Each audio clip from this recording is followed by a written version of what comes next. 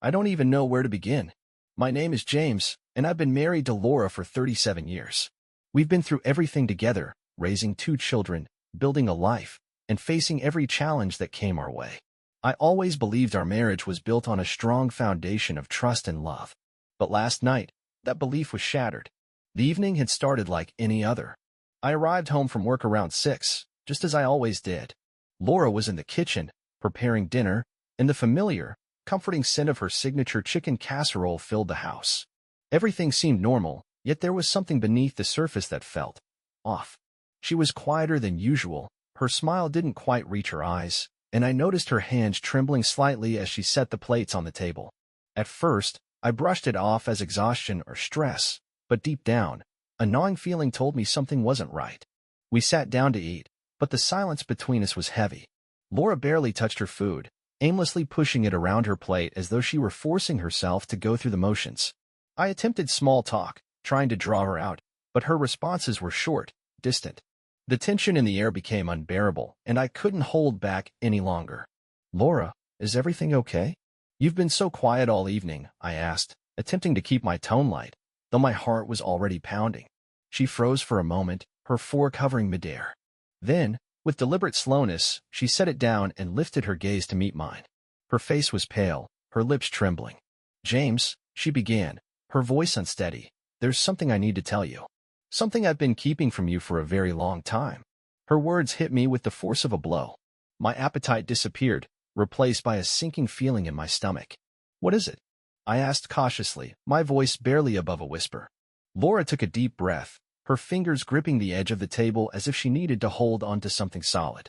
"I don't even know where to begin," she said, tears welling in her eyes. My palms grew clammy as I leaned forward. "Just say it, Laura. Whatever it is, just tell me." Her gaze locked onto mine, and in that moment, I could see the unbearable weight of the words she was about to speak pressing down on her. She inhaled deeply before finally revealing what had been tormenting her. "Before we got married, there was someone else," she confessed, her voice barely steady. "Someone I loved deeply. His name was David." The name lingered between us like an unspoken ghost. I felt my chest tighten, but I forced myself to stay calm. "Everyone has a past," I reasoned. "This didn't have to be a big deal." "Okay," I said slowly. She hesitated, her eyes dropping to the table. "James, I never told you the whole truth about my past. David and we had a history. Before I met you, I thought he was the love of my life." A sharp pang of jealousy struck me, but I tried to push it aside. "That was a long time ago," I reminded her. "We've been married for 37 years, Laura. Why bring this up now?" Her hands trembled even more, and she clenched them into fists, as if trying to steady herself. "Because he's back," she said, her voice nearly inaudible. My heart skipped a beat. "What do you mean, he's back?" She swallowed hard before admitting, "He contacted me." Tears streaked down her face as she continued. "A few months ago, he found me online and reached out. He said he needed closure, that he wanted to talk." A sickening weight settled in my stomach. "And you talked to him?" My voice rose slightly, unable to conceal the hurt I felt. She nodded, avoiding my eyes. I didn't know what to do. At first, I thought it would be a single conversation, but it didn't stop there. "We've been talking and meeting."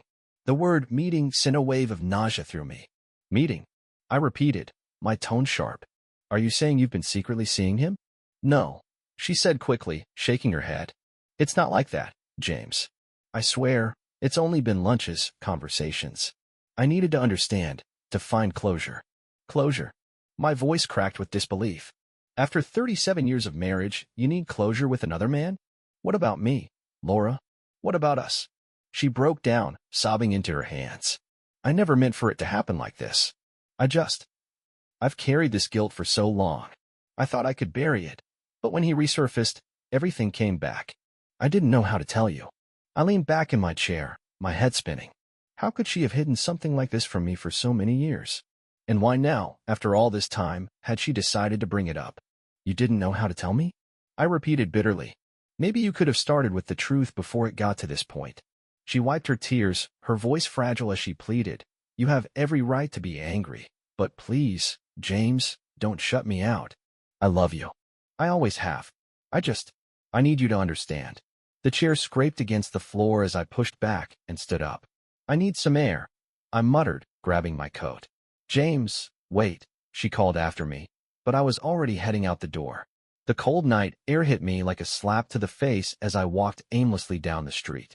Her words echoed in my mind, settling into the deepest corners of my thoughts. Laura, my wife of 37 years, had kept a part of herself hidden from me all this time. And now, that hidden past had resurfaced, threatening to unravel everything we had built together. I had no idea where I was heading, but one thing was undeniable. Nothing would ever be the same again. The cold night air stung my face as I wandered aimlessly through the silent streets. Everything around me felt unfamiliar, as if I had stepped into a life that wasn't mine. My thoughts raced, my chest tightened with every breath. Laura's words echoed in my mind. I've been talking to him and meeting him.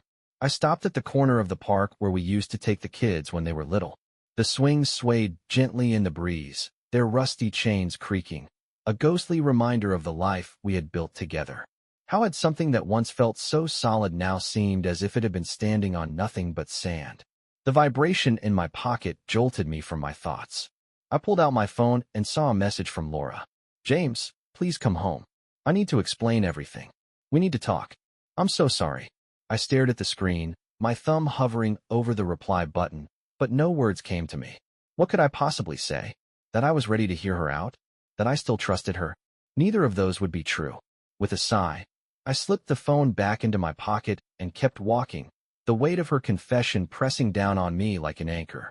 Before I realized it, I had arrived at a small diner on the edge of town. The neon sign above the door flickered weakly as I stepped inside, greeted by the strong scent of coffee and greasy food. Sliding into a booth at the back, I tried to collect my thoughts. A waitress approached, her bright smile a stark contrast to the turmoil I was drowning in. "Coffee?" she asked, her voice warm and welcoming. I nodded. "Yeah," I muttered, barely loud enough to be heard. As she walked away, my mind replayed the look on Laura's face when she told me the truth, the guilt, the fear, the tears. She was in pain, that much was clear. But so was I.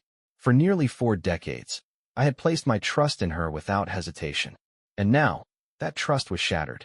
When the coffee arrived, I wrapped my hands around the cup, staring into the dark liquid as if it held the answers I so desperately needed. Why had she reached out to him after all this time? What did she mean by closure? And how could she have kept something like this from me for so many years? The more I thought about it, the angrier I became. Laura had made the choice for me. She had decided that this secret was something I didn't need to know. And now, after all these years, she expected me to understand, to forgive. I wasn't sure how long I had been sitting there until the waitress returned, coffee pot in hand. "Refill?" she offered. I shook my head. "No, thanks." Leaving some cash on the table, I slid out of the booth. I couldn't avoid this forever. No matter how much it hurt, I needed to hear her out. When I arrived home, the house was cloaked in darkness, except for the dim glow of a lamp in the living room. Laura sat on the couch, her face pale, her expression weary. She looked up as I stepped inside, her eyes red and swollen from crying. "James," she murmured, standing up. I raised a hand, stopping her before she could say more. "Sit," I said, my voice steady but firm. "You said you wanted to explain. Now's your chance. Tell me everything." She hesitated before nodding, her fingers trembling as she clutched the edge of her sweater. "I don't even know where to begin," she whispered. "Start with why," I said, lowering myself into the chair across from her. "Why did you reach out to him? Why now?" She took a deep breath. "He found me," she admitted. "A few months ago, he sent me a message on social media. He said he needed closure, that he wanted to apologize for how things ended all those years ago. I didn't know what to do. I didn't want to respond, but I felt like I had to. I clenched my jaw. Had to. I repeated, my voice sharper now. "Why, Laura? You've been married to me for nearly 40 years. What could he possibly say that matters anymore?" She flinched at my tone, but pressed on. "It wasn't about him, James. It was about me. I've been carrying this weight for so long. The guilt, the shame. It's been eating away at me. I thought that if I could talk to him, if I could finally get some closure, I'd be able to let it go." I exhaled slowly, my anger bubbling just beneath the surface. "And did you?" I asked, my voice laced with bitterness. "Did you find the closure you were looking for?" Tears welled in her eyes. "No," she admitted. "It only made things worse. Seeing him again, speaking with him, It brought back everything I thought I had buried. And that's when I realized I couldn't move forward without telling you the truth. Leaning back, I folded my arms, my mind spinning. So you've been meeting him? I asked coldly. What does that mean, Laura? Lunches? Dinners? What? Just lunches, she said quickly. Public places, nothing inappropriate, I swear. I needed to see him, to make peace with the past. A bitter laugh escaped me. You needed to make peace with the past? I repeated. What about me, Laura? What about the man who's been standing beside you for nearly 4 decades? Did you think about what this would do to me? She swallowed hard, her voice breaking. I thought about it every single day. But I was afraid, James. Afraid of how you'd react. Afraid of losing you. I never wanted to hurt you. I shook my head, my voice thick with sarcasm. Well, congratulations. Because that's exactly what you did. She crumbled, burying her face in her hands as sobs racked her body. A part of me wanted to reach out, to comfort her, to remind her that she wasn't alone. But I couldn't. The betrayal was still too raw, the wound too deep. For a long stretch of time, the only sound filling the room was her quiet sobbing. Eventually, she lifted her tear-streaked face to meet my gaze. Her voice was barely above a whisper as she admitted, I don't know how to fix this, but I want to. Please, James, tell me what to do. I exhaled slowly, shaking my head as I stood. I don't have an answer for you, Laura. Right now, I don't even know who you are. Without another word, I turned and made my way upstairs to the guest room, leaving her alone on the couch. As I shut the door behind me, a painful realization settled in. I no longer recognized the life I thought I had, and I had no idea what the future held. The silence in the guest room was suffocating. I lay on the bed, staring at the ceiling, my mind replaying everything Laura had confessed. The secrecy, the rationalizations, it all unfolded in my head like a slow-motion disaster I had been powerless to stop. For nearly 4 decades, I had believed that nothing could shake the foundation of our marriage, that no matter what, we were a team. But now, I felt like a stranger in my own home, in my own relationship. Sleep never came that night. Every time I closed my eyes, I saw Laura sitting across from me, pale, trembling, confessing that she had been meeting another man. Not just any man, but her first love, the person she once believed would be her future. And she had done it all behind my back, deciding on her own when I deserved to know. By morning, my thoughts had not settled. If anything, they had spiraled into an even deeper storm. When I finally forced myself downstairs, Laura was already awake, sitting at the kitchen table with a cup of coffee in her hands. The dark circles beneath her eyes told me she had barely slept either. At the sound of my footsteps, she looked up hesitantly. James, she began carefully, can we talk? I sighed, pouring myself a cup of coffee before sitting across from her. I don't even know what to say to you, Laura, I admitted, shaking my head. I don't even know where to begin. She swallowed hard, her grip tightening around her mug. I don't expect you to be okay. I don't even expect you to forgive me right now. But I need to understand what you're thinking. Please, just tell me. A hollow laugh escaped me. What I'm thinking? I echoed, staring at her. I'm thinking that for 37 years, I believed I knew my wife. That we made decisions together, that we built this life together. But now I realize you've been keeping secrets, making choices about our marriage on your own. And I don't know if I can even look at you the same way anymore. Her face crumpled, and for a moment, guilt threatened to creep in. Almost. James, she whispered, her voice desperate. I love you. That hasn't changed. Please believe me. I shook my head. Love isn't just words, Laura. Love is trust. It's honesty. It's respect. And you didn't respect me enough to tell me the truth. Instead, you hid it until it exploded in both of our faces. Her hands trembled as she wiped at her tears.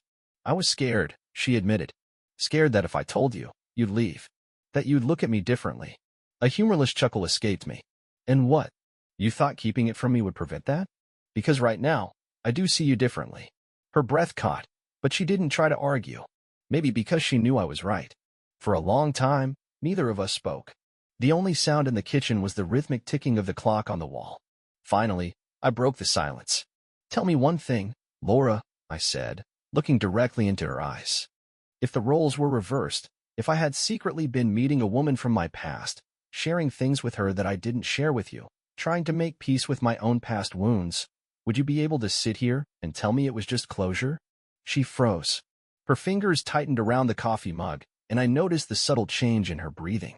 After a long pause, she finally answered, her voice barely audible. No, I wouldn't be able to. I nodded, as if I had just confirmed something I already suspected. Then you understand why I feel this way. Why I don't know how to move forward from this. Her exhale was shaky. Do you want me to leave for a few days? Give you some space? I wanted to say yes. I wanted to tell her to pack a bag and go, to give me the room I needed to think. But at the same time, the idea of returning to an empty house, knowing she was somewhere else because of this, made my stomach twist. No, I said finally. I don't want you to leave. But I also can't pretend that everything is fine because it's not. She nodded slowly, wiping at her face. I understand. But did she? Could she really grasp what it felt like to have your entire world shift overnight? I finished my coffee and stood up. I need time, Laura. I need to figure out where we go from here. She didn't argue. She simply nodded, her face filled with a sadness I couldn't even begin to process. As I walked away, a painful truth settled in. For the first time in 37 years, I didn't know if our marriage would survive. And the worst part? Neither did she. The days that followed felt like moving through a fog. I woke up, showered, made coffee, read the news, going through the motions, but feeling disconnected, as if I were watching someone else live my life. Laura and I barely spoke. We existed under the same roof, but now we were nothing more than strangers. Whenever we spoke, our conversations revolved around practical matters, whether I had eaten, if the bills were paid, or if we needed groceries. But the conversation that truly mattered, the one lingering between us like an unspoken storm, never happened. I often caught her watching me, as if waiting for me to say something, to give her a sign of where we stood. But I had nothing to offer. Exhaustion weighed on me constantly, yet sleep remained elusive. Every time I shut my eyes, I saw her sitting across from him. What did they discuss? Did she laugh at his jokes the way she had laughed at mine? Did she share things with him that she had never told me? The thought alone made my stomach twist. By the third night, the silence between us had become unbearable. Dinner was another quiet, tension-filled meal, and I couldn't hold back any longer. Setting my fork down, I asked, "Do you regret it?" Laura's head snapped up, her expression startled. Regret what? I met her gaze, my expression unreadable. Meeting him. Talking to him. Do you regret it? She hesitated, and in that brief pause, it felt as if something sharp twisted inside my chest. I regret hurting you, she finally admitted. I regret the way I handled it. She trailed off, searching for the right words before continuing. But I don't regret confronting that part of my past. I needed to. I exhaled sharply, shaking my head. That wasn't what I wanted to hear. She flinched, pushing her plate away as though she had suddenly lost her appetite. James, I won't lie to you anymore. I can't undo what's already been done. But I can tell you this. You are my future. You always have been. Leaning back in my chair, I studied her carefully. You say that, but how can I believe it? How do I know that if he reaches out again, you won't feel the need to face your past some more? Her face paled. He won't. I ended it. I told him I couldn't talk to him anymore because my husband deserves better. I wanted to believe her more than anything. I wanted to trust in her words. But trust, once broken, doesn't come back so easily. I don't know if I can move past this. Laura, I admitted, my voice quieter now. It's not just about what you did. It's about the choices you made. You decided when I was allowed to know, and that's not how a marriage works. Tears welled in her eyes. I know, and I hate myself for it. We sat there in silence, both fully aware that words alone wouldn't mend what had been broken. Then, in a soft voice, she asked, James, do you still love me? It should have been an easy question to answer, but in that moment, I wasn't sure anymore. Unable to meet her eyes, I stood up from the table. I need more time. She nodded, wiping at her face, though I could see the fear in her eyes, the fear that time wouldn't be enough.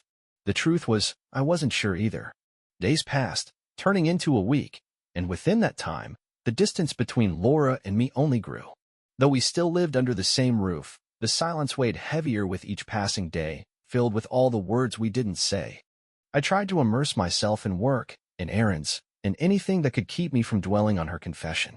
But no matter how much I tried, the thoughts crept in.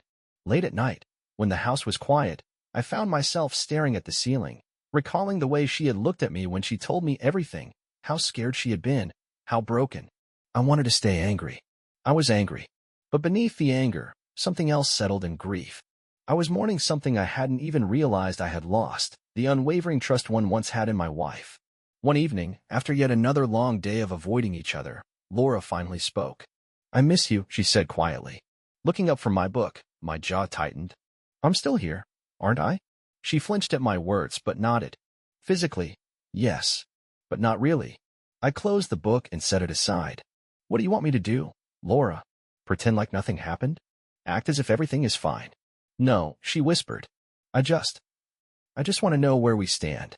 Where I stand with you. Running a hand through my hair, I exhaled slowly. I don't know.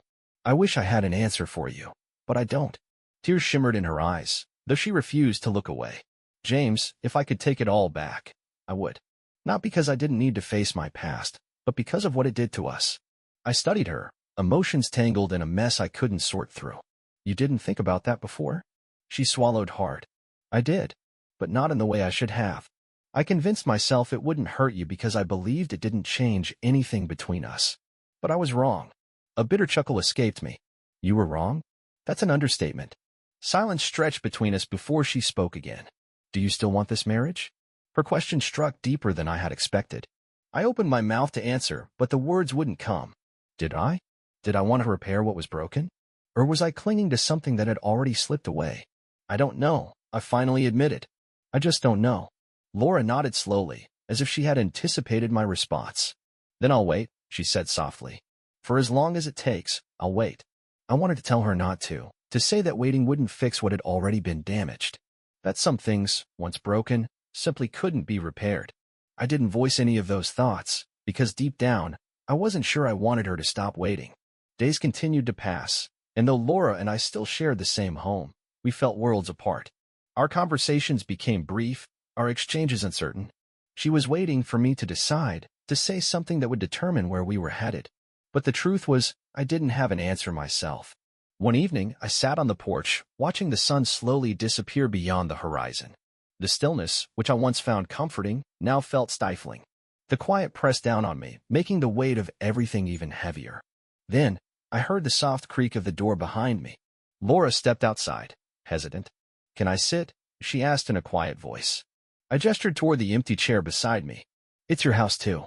She settled into the chair, folding her hands in her lap before glancing at me.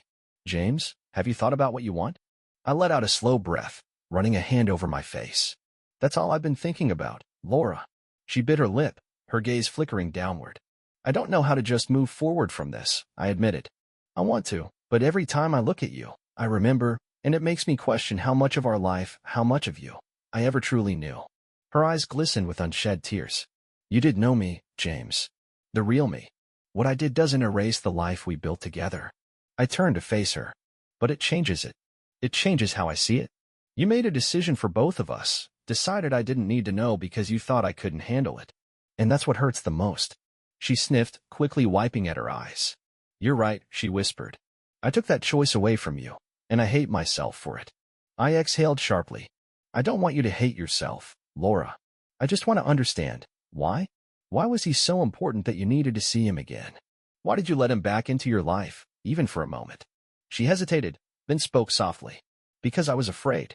Afraid that if I didn't confront my past, I would never truly be free of it. I shook my head. And did it work? Do you feel free now? A shaky breath escaped her. No, she admitted. Because now, I feel like I lost the one thing that mattered most, us. I didn't respond. I wasn't sure if she was right. That night, as I lay in bed staring at the ceiling, my mind raced in circles. At some point, exhaustion must have won because I drifted into sleep, only to be jolted awake by a sound. My heart pounded as I sat up, listening. Then I heard it, Laura. She was downstairs, crying. For a long moment, I remained where I was, just listening. But despite everything, despite the anger and the pain, something inside me urged me forward. Against my better judgment, I got up and made my way down the stairs. She was sitting at the kitchen table, her face buried in her hands. When she heard my footsteps, she looked up, her eyes red and swollen. James, she whispered, her voice broken. And in that instant, something inside me cracked. For the first time since this all began, I didn't just see the woman who had betrayed my trust. I saw my wife. The woman who had stood beside me for nearly 4 decades. The woman who had given me children, who had shared in my laughter, my sorrow, and built a life with me. And now she sat before me, terrified that she was about to lose me. I pulled out the chair across from her and sat down. Laura, I said quietly, tell me, Do you still love me? Her eyes widened, and without hesitation, she answered, yes, with everything I have. I nodded slowly. Then we'll figure this out. Together. Tears spilled down her cheeks again, but this time, they weren't just from grief. There was hope in them, and for the first time since this nightmare began, I felt it too. The next morning, something felt different. The weight between us hadn't disappeared, but it had shifted. For the first time in weeks, Laura and I weren't just skirting around each other. We were confronting something together. But facing it didn't mean it was resolved.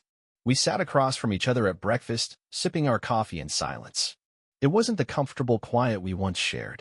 It felt fragile, as though one wrong word could send everything crumbling again. Eventually, Laura set her cup down and looked at me. What happens now? I exhaled, setting mine aside as well.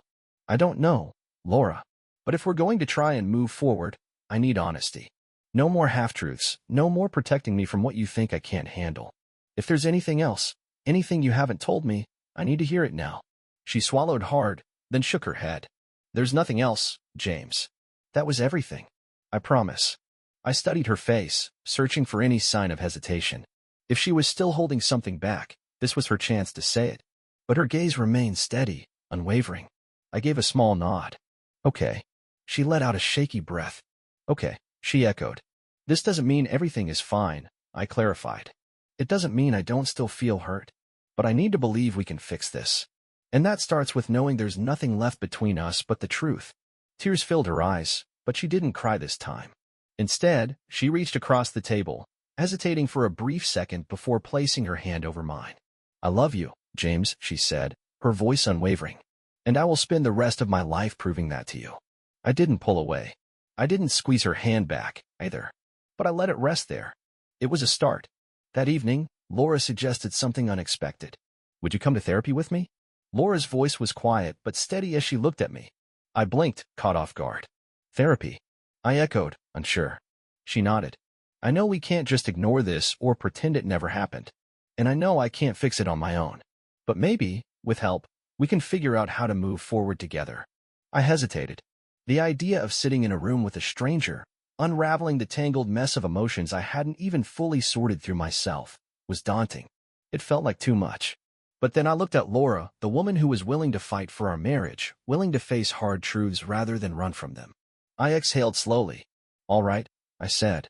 Let's give it a try. A small, fragile smile appeared on her lips. And for the first time in weeks, I saw something in her eyes that had been missing: hope. Maybe, just maybe, I felt it too. The first therapy session was uncomfortable. There's no way to pretend otherwise. Sitting in a quiet office across from a woman who knew nothing about us felt strange. Laura sat beside me, her hands tightly folded in her lap. I had expected the discomfort. I had expected to feel guarded. What I hadn't expected was for it to actually help. The therapist didn't take sides. She didn't make excuses for Laura, nor did she tell me how I should feel. Instead, she gave us space to speak, to finally say the things we had been unable to say at home.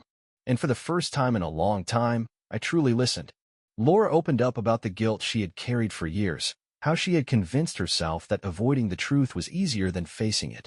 She explained how David's sudden return forced her to confront emotions she had buried deep, feelings that weren't about love, but unresolved pain. And I, in turn, told her my truth, the betrayal I felt, the doubts that had crept into our marriage like a lingering shadow. I admitted that I had thought about walking away, that there were moments when I questioned whether we were beyond repair. Yet, sitting there in that small office, something shifted. It wasn't an instant fix, far from it. But it was a step. The weeks that followed weren't easy, but they were different. Laura and I had real conversations, not just polite exchanges or forced small talk.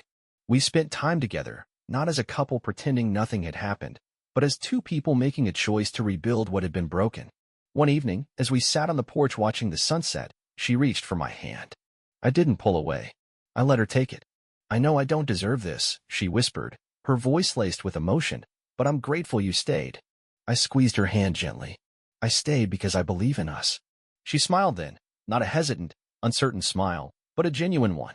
And for the first time in a long while, I felt it too.